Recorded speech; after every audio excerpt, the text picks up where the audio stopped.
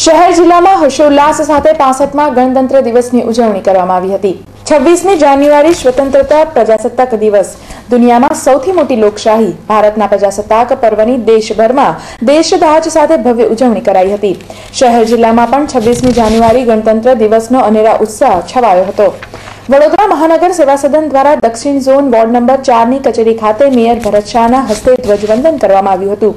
ધ્વજવંદન કાર્યક્રમમાં municipal commissioner સહિત અગ્રણીઓ ઉપસ્થિત રહ્યા હતા।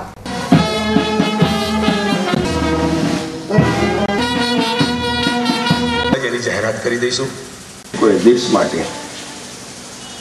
ત્યાગ બલિદાન પોતાનું સર્વ આપી દીધે છે એમને આજે આપણે શ્રદ્ધાંજલિ આપીએ, પણ સાચી શ્રદ્ધાંજલિ ક્યારે કહેવાય? એમના ગુણો, એમની વિચારધારા આપણે સૌ ઉતારીએ। દેશ માટે અને દેશવાસીઓ માટે ખૂબ ગૌરવનો દિવસ છે। પ્રજાસત્તાક દિવસના ઉપલક્ષે વડોદરા વાસીઓને હું ખૂબ અભિનંદન આપું છું।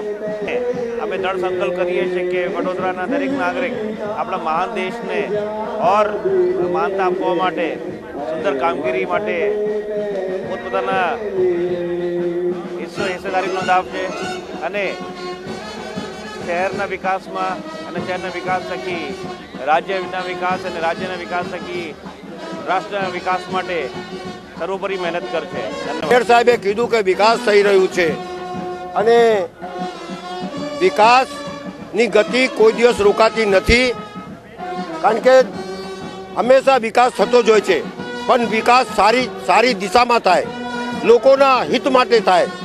જે પૈસા ખર્ચવા જોઈએ એના કરતાં બમણા પૈસા ના ખર્ચા થતો હોય ત્યારે વિકાસ સાચા દિશામાં થતું હોય છે।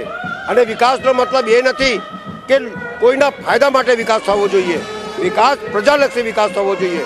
જ્યારે વડોદરા જિલ્લા પંચાયત કચેરી ખાતે પણ 65મા ગણતંત્ર દિવસની ઉજવણી કરાઈ હતી।